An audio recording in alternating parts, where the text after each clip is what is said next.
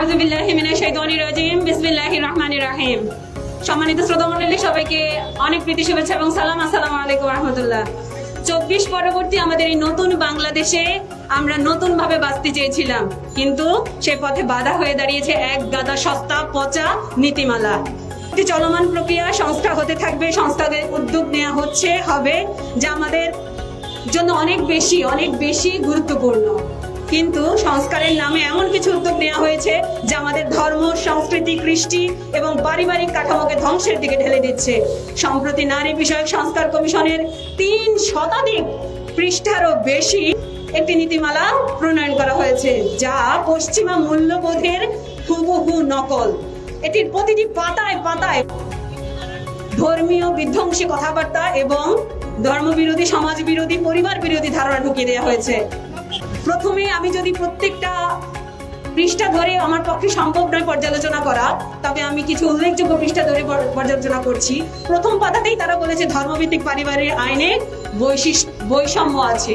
ধর্মভিত্তিক পারিবারিক আইনে বৈষম্য আছে মানে বিবাহ, তালাক, তারপর উত্তরাধিকার, সব ক্ষেত্রে সবাইকে সমান অধিকার দিতে হবে। আরে ভাই, বুঝেন না কেন? এখন তালাক এক পক্ষ থেকে হয়, তাতে তালাকের পরিমাণ যেই বেশি, যদি উভয় পক্ষ তালাক দেয় তাহলে তালাকের পরিমাণ কি পরিমাণে বাড়বে, আপনার আমার চিন্তার বাইরে সেটা। 26 নম্বর পৃষ্ঠায় বলা হয়েছে ধর্মীয় গোষ্ঠী নারী উন্নয়নের পথের বাধা।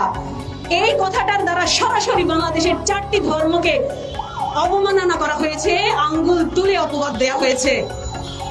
45 পৃষ্ঠায় বলা হয়েছে অভিন্ন পারিবারিক আইনের কথা। এক কথায় সব ধর্মকে এক রকমের নীতিমালা অনুসরণ করতে হবে। এবার এটা মৃত্যু পরবর্তী কালচার হোক, বিবাহ কালচার হোক, অথবা তালাক কালচার হোক, পারিবারিক কালচার হোক, সব ক্ষেত্রে সবাইকে একই নিয়ম ফলো করতে হবে। সম্প্রতি ধর্মীয় গোষ্ঠীরা এবং ধর্মীয় বিভিন্ন মানুষজন এটার বিরুদ্ধে অনেক বেশি প্রতিরোধ জানিয়েছে। 41 পৃষ্ঠায় বলা হয়েছে বিবাহ বিচ্ছেদের ক্ষেত্রে সম্পত্তির 50-50 ভাগাভাগি হবে। তার মানে বৈবাহিক সম্পত্তির 50 ভাগ দিতে হবে যদি তালাক হয়ে যায়। দেখেন, পশ্চিমা বিশ্ব এই জন্যই বিয়ে করে না, তারা তাদের চরিত্র, তারা তাদের যৌন কামনা চরিতার্থ করে ভিন্ন পন্থায়, বিবাহের পন্থায় নয়।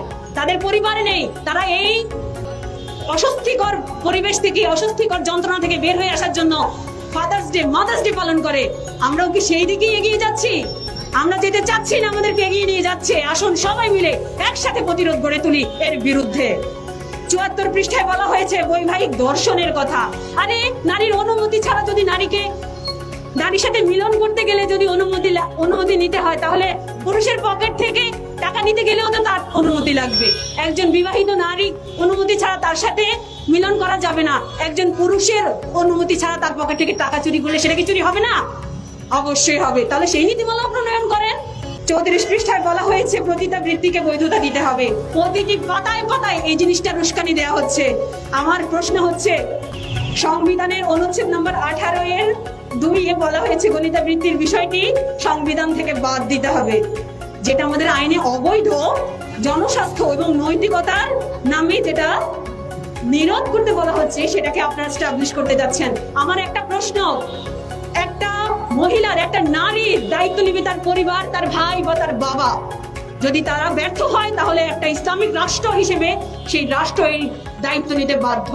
আর আপনারা রাষ্ট্রের প্রতিনিধিত্ব করছেন যৌন কামিতাকে এবং যৌন কর্মীদেরকে অধিকার দেওয়ার কথা বলে। আমি বলবো, এই বস্তা পচা সস্তা নীতিমালাগুলোকে অনতিবিলম্বে বাতিল বলে ঘোষণা করা হোক। 105 পৃষ্ঠা বলা হয়েছে শরীর আমার, সিদ্ধান্ত আমার। এটা যুব সমাজকে পরিবার, ধর্ম ও শালীনতা থেকে বের করে নিয়ে যাচ্ছে।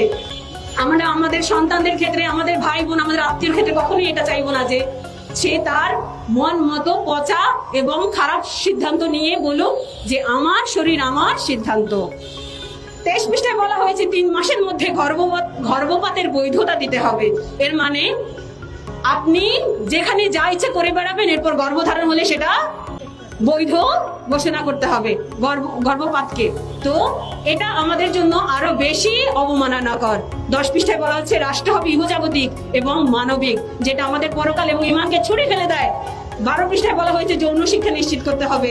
34 পৃষ্ঠায় বলা হয়েছে শালীনতা, নৈতিকতা, এগুলো বাদ দিতে হবে। আসলে বলতে গেলে বলতেই ইচ্ছে করে এবং শেষ হবে না। এর প্রতিটি পাতায় পাতায় পাতায় পাতায় সমস্যা বিদ্যমান, যা মনের মধ্যে যুদ্ধ জাগিয়ে তোলে। এ জাতীয় একটি প্রস্তাবনাকে নারী নীতি বলা যায় না। এটি নারীর উন্নয়নের নাম করে নারীত্বের অবমাননা, সমাজ কাঠামো ধ্বংস, ধর্মীয় বিশ্বাসের অবসান ঘটানোর এক সুপরিকল্পিত নীল নকশা। আমাদের দাবি, এই প্রস্তাবনা অবিলম্বে বাতিল করতে হবে এবং প্রকৃতভাবে বাংলাদেশের কৃষ্টি, ধর্ম ও নারী মর্যাদার প্রতি শ্রদ্ধাশীল নারীদের নিয়ে একটি নতুন সংস্কার কমিশন গঠন করতে হবে এবং নতুন নীতিমালা প্রণয়ন করতে হবে।